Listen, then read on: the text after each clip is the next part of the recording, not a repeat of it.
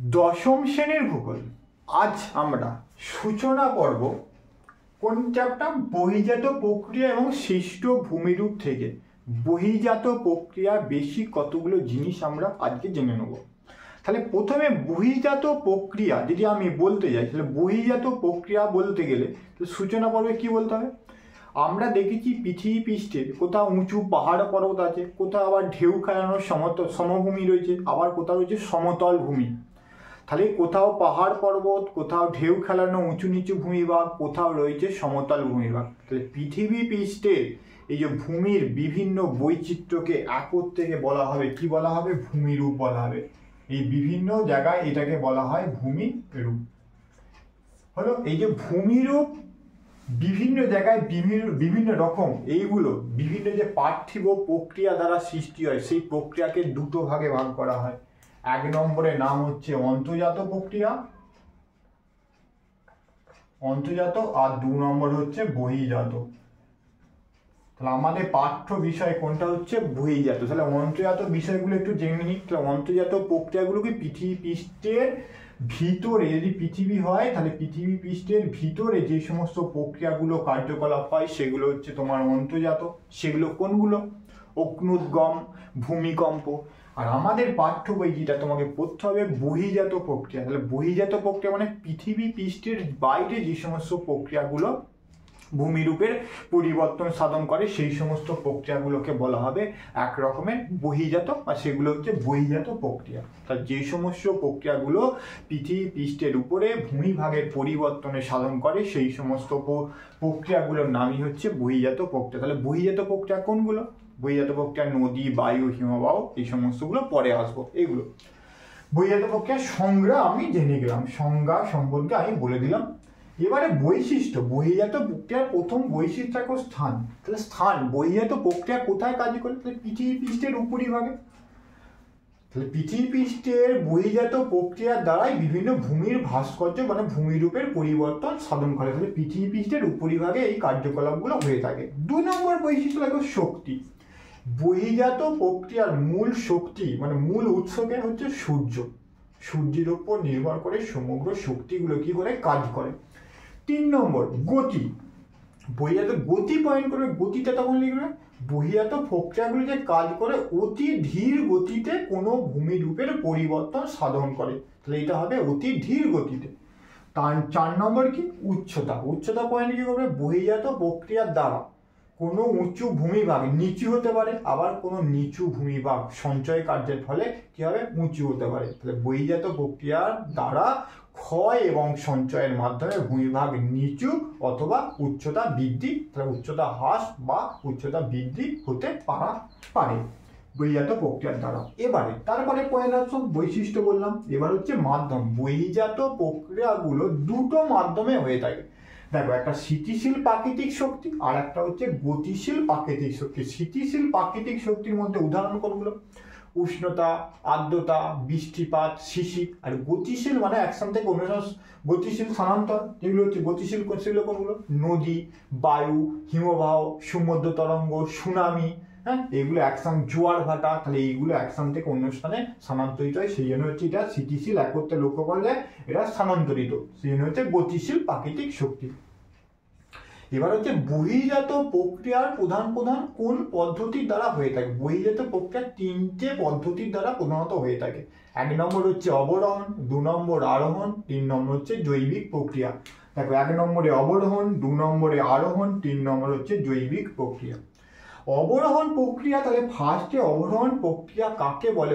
অবরোহণ প্রক্রিয়া মনে রাখবে, অবরোহণ প্রক্রিয়া মানে হচ্ছে ক্ষয় প্রক্রিয়া। অবরোহণ প্রক্রিয়া মানে হচ্ছে ক্ষয় প্রক্রিয়া। আরোহণ প্রক্রিয়া মানে হচ্ছে কি প্রক্রিয়া? সঞ্চয় প্রক্রিয়া। তাহলে অবরোহণ প্রক্রিয়ার দ্বারা কোনো ভূমিভাগে, পৃথিবী পৃষ্ঠের যে ভূমিভাগ আছে, বিভিন্ন প্রাকৃতিক শক্তি কোনগুলো? সেগুলো নদী হতে পারে, বায়ু হতে পারে, হিমবাহ হতে, এই সমস্ত দ্বারা ভূমিভাগে ক্ষয় প্রক্রিয়ার মাধ্যমে উঁচু কোনো ভূমিভাগ সাধারণত সমতলকরণীকরণ মানে সাধারণ স্থলে পরিণত হয়। সেই প্রক্রিয়াটির নামই হবে অবরোহণ প্রক্রিয়া। অবরোহণ প্রক্রিয়া মানে কোনো উঁচু ভূমিভাগ, ধরো উঁচু ভূমিভাগ তোমার ছিল এই অংশে, অতীতে ছিল, এখানে এই ক্ষয়জাত পদার্থগুলো এখানে এসে সঞ্চিত হচ্ছে। সর্বশেষে সাধারণকরণ মানে এই সমতলে, তাহলে এইখানে এই ক্ষয়জাত পদার্থগুলো এদিকে দিয়ে হয়, এখানে অতীতে ছিল এই ক্ষয়জাত পদার্থগুলো অতীত থেকে এখানে ক্ষয়ে এই জায়গায় সঞ্চিত হয়েছে এখন বর্তমানে, ঠিক তো। এই যে উঁচু ভূমিভাগ বিভিন্ন প্রাকৃতিক শক্তি দ্বারা ক্ষয়ের মাধ্যমে এখন বর্তমানে এইটা, তাহলে এই ক্ষয়জাত পদার্থগুলো নিচু ভূমিভাগে সঞ্চিত হবে, সেটা পরে বলছি। তাহলে অবরোহণ প্রক্রিয়া মানে ক্ষয়ের দ্বারা কোনো উঁচু ভূমিভাগ প্রাকৃতিক শক্তি দ্বারা ক্ষয় সাধনের দ্বারা যখন উচ্চতা অনেকটা হ্রাস পেয়ে যাবে, সেই প্রক্রিয়াকে একত্রে বলা হবে অবরোহণ প্রক্রিয়া। এই অবরোহণ প্রক্রিয়া চলতে থাকলে কোনো উঁচু ভূমিভাগের উচ্চতা কি হবে, আস্তে আস্তে হ্রাস পাবে। অবরোহণ প্রক্রিয়া দেখো তিনটে দ্বারা হয়ে থাকে এই প্রক্রিয়া, আবহবিকার, পুঞ্জিতক্ষয় আর ক্ষয়ীভবন। তাহলে আবহবিকার আমরা নবম শ্রেণী পাঠ্য বইয়ে পড়েছিলাম, একটা অধ্যায় ছিল আবহবিকার। আবহাওয়ার বিভিন্ন উপাদান, উষ্ণতা, আর্দ্রতা, বৃষ্টিপাত, ঠিক আছে, আপেক্ষিক আর্দ্রতা যেগুলো ছিল ব্র্যাকেট ক্লোজ করে, এবং এর দ্বারা শিলা যান্ত্রিকভাবে চূর্ণ বিচ্ছিন্ন হয়, রাসায়নিকভাবে বিয়োজিত হয়, তখন তাকে বলা হবে আবহবিকার। আমরা পাঠ্য বইয়ে পড়েছিলাম। তারপরে পুঞ্জিতক্ষয় কি, আবহবিকারের দ্বারা চূর্ণ বিচ্ছিন্ন শিলাখণ্ডগুলো যখন কোনো পাহাড়ের উচ্চ অংশে অবস্থান রইল, উচ্চ অংশে চূর্ণ বিচ্ছিন্ন হয়েছে, সেগুলো মাধ্যাকর্ষণ শক্তির টানে ভূপৃষ্ঠে অতি ধীর গতিতে স্থানান্তর হওয়াকে বলা হয় পুঞ্জিতক্ষয়।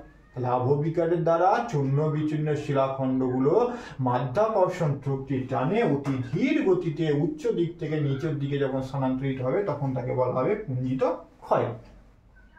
আর ক্ষয়ীভবন কাকে বলবে? ক্ষয়ীভবন মানে আবহবিকারের দ্বারা চূর্ণ বিচ্ছিন্ন শিলাখণ্ড এবং মাধ্যাকর্ষণ শক্তির দ্বারা এই সমস্ত শিলাখণ্ড সাথে বিভিন্ন যে প্রাকৃতিক শক্তিগুলো আছে, এই সমগ্র শিলাখণ্ডগুলোকে অন্যত্র স্থানান্তরিত করে নিয়ে চলে যায়। তাহলে এই যে শিলাখণ্ডগুলো ছিল অন্যত্র স্থানান্তরিত হয়ে চলে গেলে নিচের নতুন শিলা কি হবে, ক্ষয়ীভবনের দ্বারা কি হবে, উন্মোচন ঘটবে, তখন তাকে বলা হবে। তাহলে শিলাখণ্ডগুলো একস্থানে ছিল, অন্যত্র স্থানান্তরিত হয়ে নতুন ভূমিভাগে গিয়ে সেখানে সঞ্চয় কার্যের মাধ্যমে ভূমিভাগের উচ্চতা কি হবে, বৃদ্ধি পাবে, আর এখানে নতুন শিলার উন্মোচন ঘটবে। তাহলে ক্ষয়ীভবন গেল। এবার এই আসা যাক, এই তিনটে প্রক্রিয়াকে একত্রে বলা হবে নগ্নীভবন। তাহলে এখানে হলো আবহবিকার, পুঞ্জিতক্ষয় আর ক্ষয়ীভবনের তিনজনের মিলিত প্রক্রিয়াকে বলা হয় নগ্নীভবন। এইটা একটা প্রশ্ন পড়ে, নগ্নীভবন বলতে কি বোঝো? তাহলে বলবো আবহবিকারের দ্বারা শিলা চূর্ণ বিচূর্ণ হয়, পুঞ্জিতক্ষয়ের দ্বারা শিলা মাধ্যাকর্ষণ শক্তির টানে নিচে নেমে আসে, আর ক্ষয়ীভবনের দ্বারা সেই শিলা স্থানান্তরিত হয়ে নিচের শিলা আবার উন্মোচন ঘটে। এই তিনটের মিলিত যৌথ প্রক্রিয়াকে একত্রে বলা হবে নগ্নীভবন। সর্বশেষে পরীক্ষায় টিকা পড়ে পর্যায়ন বলতে কি বোঝো? তাহলে পর্যায়ন, আর এখানে আরোহণটা বললাম, আরোহণটা সঞ্চয়, এই তিনটে হলো। এবার হচ্ছে আরোহণ। আরোহণ প্রক্রিয়া কি বলতো? আরোহণ মানে কি বললাম, ক্ষয়। তাহলে ওই বহির্জাত প্রক্রিয়া, যেসব প্রাকৃতিক শক্তি নদী, বায়ু, হিমবাহ দ্বারা ওই শিলাখণ্ডগুলো ক্ষয়প্রাপ্ত হয়েছিল, ঠিক আছে, ক্ষয়ছিল, সেই সমস্ত ক্ষয়প্রাপ্ত নিচু ভূমিতে সেই সমস্ত পদার্থগুলো সঞ্চিত হয়ে ভূমিভাগে যখন উচ্চতা বৃদ্ধি করে, সেই প্রক্রিয়ার নামই হচ্ছে তোমার আরোহণ প্রক্রিয়া। তাহলে আরোহণ প্রক্রিয়া কি হচ্ছে, সঞ্চয়কারী। সঞ্চয়কারী কোনগুলো? প্লাবন ভূমি, বদ্বীপ ইত্যাদি আরোহণ প্রক্রিয়া দ্বারা সৃষ্ট ভূমিরূপ। আর অবরোহণ প্রক্রিয়া ক্ষয়ের মাধ্যমে কোনো গৌড় বলো, ইনসেলবাজ বলো, এগুলো অবরোহণ প্রক্রিয়া দ্বারা সৃষ্ট ভূমিরূপ।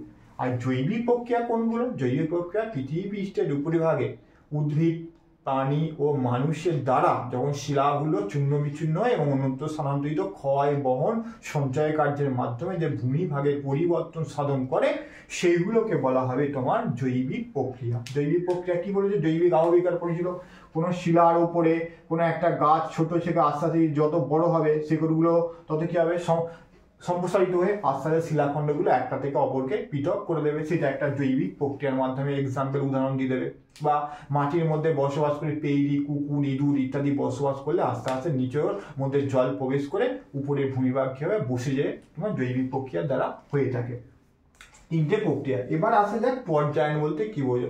তাহলে এই যে তিনটে প্রক্রিয়া বললাম, অবরোহণ প্রক্রিয়া, আরোহণ প্রক্রিয়া, জৈবিক প্রক্রিয়া, এই সমস্ত প্রক্রিয়ার দ্বারা ভূমিভাগে কোনো উঁচু ভূমিভাগ দীর্ঘদিন ধরে ক্ষয়, বহন এবং সঞ্চয় কার্যের মাধ্যমে সর্বশেষে কি হবে, একটা সাধারণ, এই উঁচু ভূমিভাগ ছিল, এর পরের স্টেজে সাধারণ তলে একটা পরিণত হবে। সেই সাধারণ তলে পরিণত যে প্রক্রিয়ার মাধ্যমে, সেইটা কি বলা হবে, কি বলা হবে, পর্যায়ন। ইংলিশে বলা হয় গ্র্যাডেশনাল প্রসেস। এবার এখান থেকে দুটো এমসিকিউ করে, কি এমসিকিউ করে, এই যে পর্যায়ন কথাটি প্রথম কে ব্যবহার করলো, পর্যায়ন কথাটি প্রথম ব্যবহার করেছিল দেখো চেম্বারলিন আর সলিসবেরি, মনে রাখবে তোমরা, হয়েছে পর্যায়ন প্রক্রিয়ার সম্বন্ধে প্রথম বলেছিল। এবার আরেকটা করে গেট কথাটি কে ব্যবহার করলো, গেট বা গেট কথাটি প্রথম ব্যবহার করেন কে, জি কে গিলবার্ট। তাহলে প্রথম এই পর্যায়ন প্রক্রিয়া সম্পর্কে ধারণা কে দেন, পরীক্ষায় বললে তোমরা কি করবে, তোমরা করবে চেম্বারলিন আর সলিসবেরি। আর গেট কথাটি প্রথম কে ব্যবহার করেন, তোমরা ভালো করে মনে রাখবে, এটা পরীক্ষায় পড়ে, জি কে গিলবার্ট প্রথম গেট কথাটি ব্যবহার করেন।